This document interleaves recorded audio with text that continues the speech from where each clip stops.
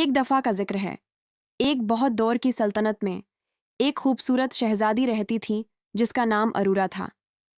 وہ ایک شاندار محل میں رہتی تھی جس کے مینار آسمان کو چھوتے تھے اور اس کے حال اتنے وسیع تھے کہ ان میں ہزاروں مہمان سما سکتے تھے۔ محل سونے اور چاندی سے سجا تھا اور اس کی دیواروں پر قیمتی جواہرات چمکتے تھے۔ ہر طرف شان و شوکت کا راج تھا اور ہر کوئی شہزادی ارورا کی قسمت پر رشک کرتا تھا۔ اس کی زندگی کسی پریوں کی کہانی کی طرح لگتی تھی جس میں ہر چیز کامل اور بے مثال تھی، لیکن تمام تر شاہی شان و شوکت اور دولت کے باوجود شہزادی ارورا اکثر تنہا محسوس کرتی تھی۔ وہ اپنے کمرے کی بڑی بلکونی پر کھڑی ہو جاتی جو محل کے وسیع و عریض باغات کی طرف کھلتی تھی۔ یہ باغات نہایت خوبصورتی سے سجائے گئے تھے، جن میں رنگ برنگے پھولوں کی قطاریں اور تراشے ہوئے درخت تھے، لیکن یہ سب کچھ ارورا کو خالی اور بے جان لگتا تھا۔ وہ گھنٹوں ان باغات کو تکتی رہتی اور اس کا دل ایک سچے دوست کی کمی محسوس کرتا۔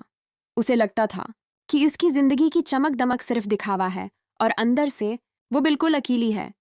پھر ایک دن جب وہ محل کے ایک پرانے حصے میں گھوم رہی تھی، اس کی نظر ایک چھوٹے سے چھپے ہوئے دروازے پر پڑی۔ یہ دروازہ بیلوں اور پودوں کے پیچھے تقریباً چھپا ہوا تھا۔ تجسس کے مارے شہزادی نے اسے کھولا اور اندر قدم رکھا۔ وہ ایک ایسی دنیا میں پہنچ گئی تھی جس کا اس نے کبھی تصور بھی نہیں کیا تھا۔ یہ ایک خفیہ جادوئی باغ تھا جہاں ہر طرف چمکتے ہوئے پھول کھلے تھے اور ہوا میں میٹھی خوشبو پھیلی ہوئی تھی۔ وہاں چھوٹی چھوٹی پریاں تھیں جن کے پر ستاروں کی طرح چمک رہے تھے۔ وہ شہزادی کو دیکھ کر مسکرائیں اور اسے اپنے ساتھ کھیلنے کی دعوت دی۔